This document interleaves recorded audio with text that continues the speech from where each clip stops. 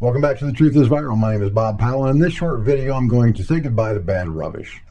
I want to put the assault that occurred upon me on July 26th at my home in my rearview mirror because I've got much more important things to do.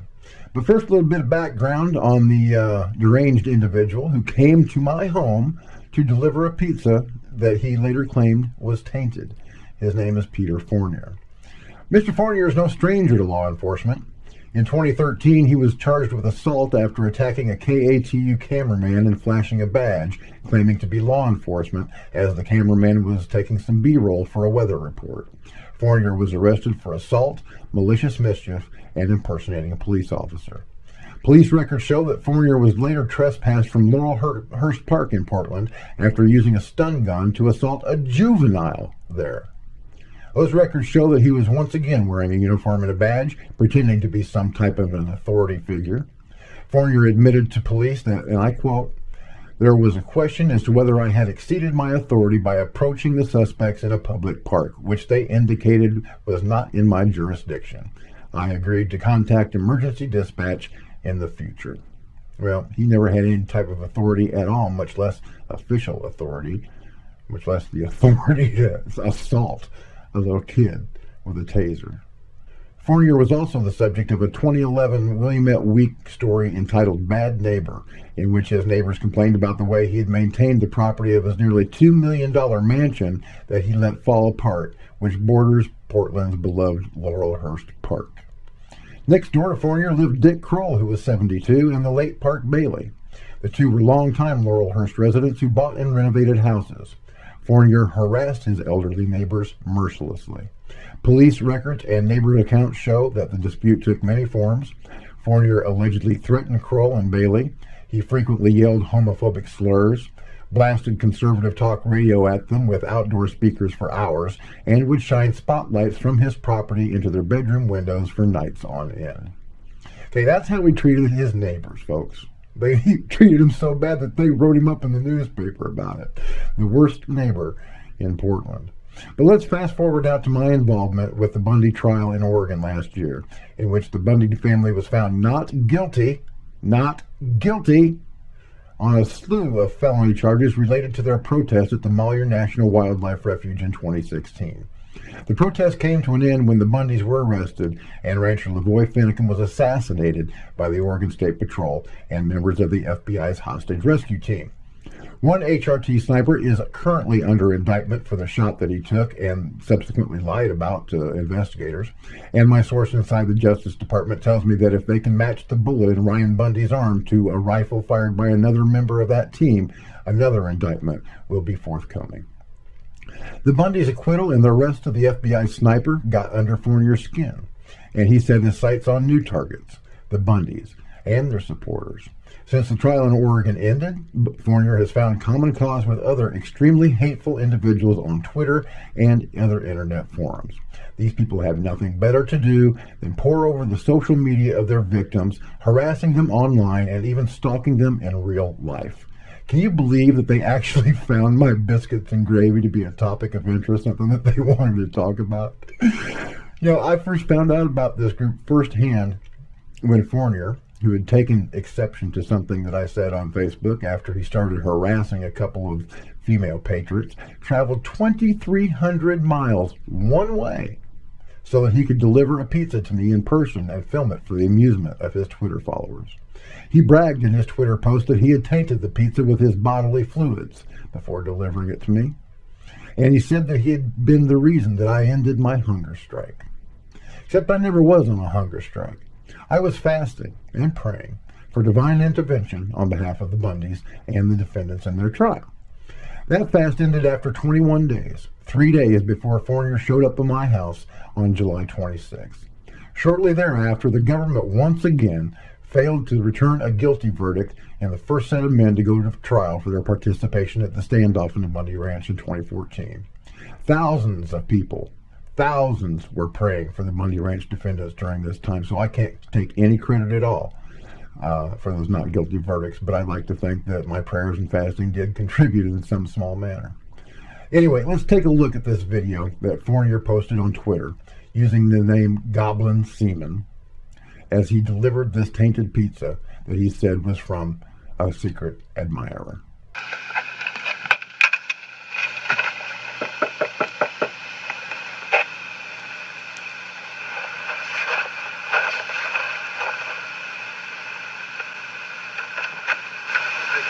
Bob, I have a pizza for you.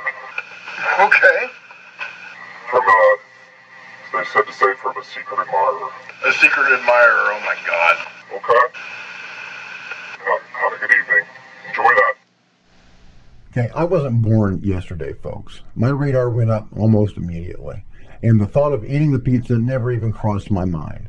But just to make sure, I called my family and asked if any of them had sent it, but none of them had. I called Pizza Hut to ask if they had a record of the delivery, and I was told that no delivery had been made to my home and that they had no driver fitting the description of the man who delivered it. My next call was to the Alpena County Sheriff's Department. A detective and a road deputy showed up to take my complaint about 20 minutes later. I described the bizarre circumstances of the encounter, including the description of the driver and the car that he was in, and they set off to Pizza Hut to look at their security footage.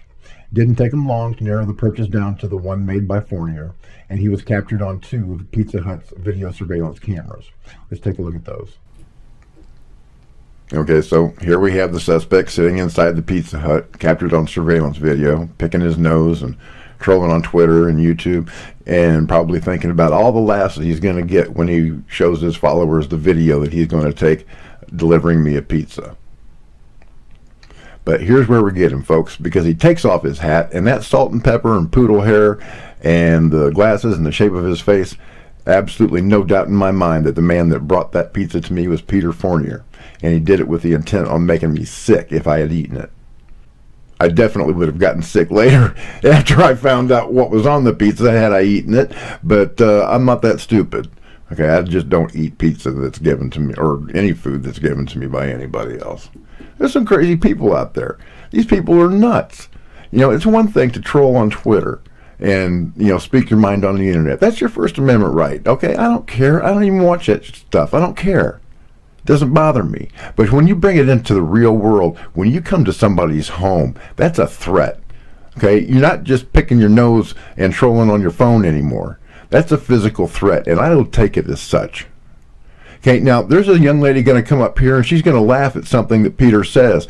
I want to know what it is that he said to her. So if anybody recognizes that young lady, ask her to get in contact with me because I want to know what it was that he said. So here he's picking up his pizza and taking it outside on the outside security camera and getting into the black Ford that I had, you know, described to the sheriff's department, and he is going to bring me that pizza. Stopping off at some point in the woods somewhere so that he could add his own toppings, as he bragged on Twitter. I had no idea who'd sent the pizza until I was sent the link to the Twitter video in which Fournier took credit. Once I found out, I updated the sheriff, who downloaded his Twitter timeline along with the timelines of others who were celebrating Fournier's disgusting assault upon me. As a result of what Fournier posted, the sheriff opened up a criminal investigation. He's good, the detective that investigated the case. He found several phone numbers for Fournier and attempted to contact him, but his calls were never answered. One of the numbers that he had called had an answering machine message from Fournier that Fournier had copied from Patriot Marine Peltier's phone message. And that's pretty spooky and creepy all by itself. But he never did return phone calls. So my sheriff was never able to get in contact with him. But under the law, delivering a tainted and or poisoned pizza to a victim is considered assault in the state of Michigan, and the Alpena County Sheriff's Department would still like to have a conversation with Mr. Fournier, and should he decide to return to Alpena, they'll be having that conversation in person. As I was waiting for the Freedom of Information Act request for the video from Pizza Hut to be answered, I went on about my daily life, just, you know, doing what I do. I took my grandson to the fair, and we got on all the rides that he was big enough to get on, and I wasn't too big to get on. Took him to the bump and run, demolition derby. Well, that was a really good time. And, you know, I had some fun too, some adult fun. Since I was sworn eternal hostility to all things communist, I thought I'd have some fun one night and shoot a flaming arrow at a flag of Che Guevara in my backyard and start a bonfire. Oh, we had a really good time that night, me and my son and grandson. Oh, check it out, little pockets of gas going off, and I believe we've got some Roman candles coming up here in just a second. Yeah, there we go. America! America indeed. But Fournier moved on to another victim, namely Ricky Lovelien, who had just been released after 18 months in federal custody. Fournier flew to Oklahoma to stalk Lovelien and his family, once again publishing photographs of his crimes to Twitter and taking great glee in taking the credit of it.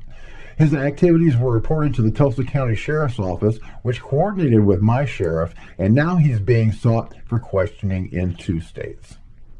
I'd like to take this opportunity to thank the detective who was assigned to my case. He's a really good guy, and the Sheriff's Department as a whole for looking out for me and mine.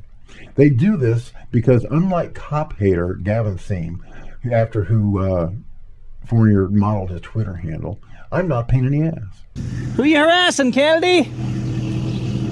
Who you harassing? Instead of antagonizing and harassing officers during traffic stops, the real constitutional patriots that I work with and support would never dream of such conduct. We respect and work with law enforcement whenever possible. And respect truly is a two-way street. And I'm thankful that they've got my back. I also hope that I don't have to bother them with garbage like this anymore, but it's comforting to know that they'll be there if I call. Fournier crossed state lines with the intent of stalking and harassing his victims, but I don't hold out much hope that the FBI is going to do anything at all about it. They did nothing, and I mean nothing, when a man published a YouTube video threatening to kill me and my family, even though he offered a reward for our deaths and also threatened to kill any federal agents that got in his way. Okay, people, we're going to talk here about why that Bobby Powell guy is a douchebag. Big mouth, talking shit, motherfucking, bald-headed, redneck, chicken fucker, inbred piece of shit. And possibly a government agent. He's outspoken of how he hates marijuana, even for medical use. This proves that he wants cancer patients to suffer and die. Cut that tiny little dick of yours right off, buddy. If it means I have to put a bullet in a government agent or two, so be it. That is evidence of 2 federal felonies right there. That is a slam dunk conviction. But they did nothing. I don't see any evidence at all of federal agents worrying about the safety of me or my family, nor do I expect them to do a damn thing about it. So what I will do is what I have always done. I will protect my family myself and train them to defend themselves as well. And all of my kids are excellent marksmen. I've contacted the Multnomah County Sheriff's Department to take out a protective order against Mr. Fournier. Since he lives in their jurisdiction, they will be able to physically go to his home and serve him with it. As I know that he's watching this video right now, I'm issuing Peter Fournier, also known as Goblin Seaman, a verbal trespass warning at this time. Peter, you're not welcome in Alpena County, and particularly not on my property. Should you decide to return, one of 2 things will happen. If I am able to call the sheriff, you'll be arrested for assault and you'll spend some time Goblin Seaman in a Michigan prison. But if I can't, and I assess you to be a threat to me or any member of my family, I will defend them with all of the lethality at my disposal. And the United States Marine Corps spent a buttload of money teaching me how to be lethal towards a clear and present danger. And while I loathe violence, don't think for a moment that I'm not capable of it. Allow me to be clear, Peter. I'm not afraid of you. Your antics did, however, frighten my family. I had to do a lot of reassuring to make sure that everyone felt safe, so that when my grandson came over to play, he would be safe, that his parents felt comfortable with him being with me at my house while there's a violent, mentally deranged lunatic on the loose threatening our safety. Your history of bizarre criminality, of stalking, harassing, and assaulting your victims would lead any reasonable person to believe that you are mentally ill and dangerous. If you show up anywhere near me or any member of my family, I will defend them with lethal force. And there is not a jury in the world that would convict me. Not after all the documentation that's been collected on you by various police agencies and myself, and the warnings that you are being given to stay away. I have just one more thing to say to Peter and all of the other little vile trolls who on Twitter who take pleasure in seeing the injustices that are being done to the Bundy family and their supporters at the hands of a bitter prosecutor and a tyrannical judge. To all those that think that it's funny to harass Lavoy Finicum's widow with the most vile statements. To those who get their jollies and go out of their way attempting to stalk and intimidate the patriots who are standing against judicial and prosecutorial misconduct. To all those who have such evil hatred in their black hearts, get a life. In fact, you know what? Let's make a little funny out of this. Let's end this on a lighthearted note. I'm no good at accents, so I think I'm going to have my boy Tony Montana tell you how we all feel about you guys. You know what your problem is, pussycat? You got nothing to do in your life, man. Why don't you get a job or something, you know? Do something. Be a nurse.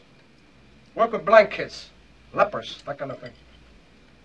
Anything beats lying around all day waiting for me to fuck you, I tell you that. Smack, runner, you're nothing but lies. Smack, runner, with weak alibis. Smack, runner, your game is through. Smack, runner, I'm talking to you. And that, as they say, is that. You pukes want to run your mouth on Twitter? Knock yourself out. I couldn't care less. But if you show up in person to threaten me or my family again, I swear on my sacred honor as a United States Marine that your day will end very badly, and I'm going to feel terrible about it. But I'll get over it. The YouTube adpocalypse has taken away nearly all of the ad revenue that I depend on to produce The Truth is Viral, and if I'm to continue fighting, I need your help. Please go to bobpowell.blogspot.com to donate whatever won't put you out towards my stated mission of saving lives and winning souls for Jesus Christ in these very last days. Hit the PayPal button, donate to make a one-time donation, or subscribe to make a monthly pledge so that I can afford to go out where the metal meets the meat and bring you real news firsthand in these very last days. Lord willing and the creek don't rise, I'll be able to go to Las Vegas to cover the trial of the Tier 1 Bundy defendants, which begins October 10th and includes my fellow journalist and brother Marine, Peter T. Santilli, who spent the last 19 months in federal custody for the crime of live streaming events as they happen. Even if you can't afford to donate to the cause, your prayers are greatly appreciated, and I'd be grateful if you would like, share, and subscribe to The Truth is Viral on Facebook and YouTube, and to Bobby Powell on Google+. Click one of these links to watch another awesome show. Thank you for watching The Truth is Viral. My name is Bob Powell, and as always, God bless, Semper Fi, and Hoorah.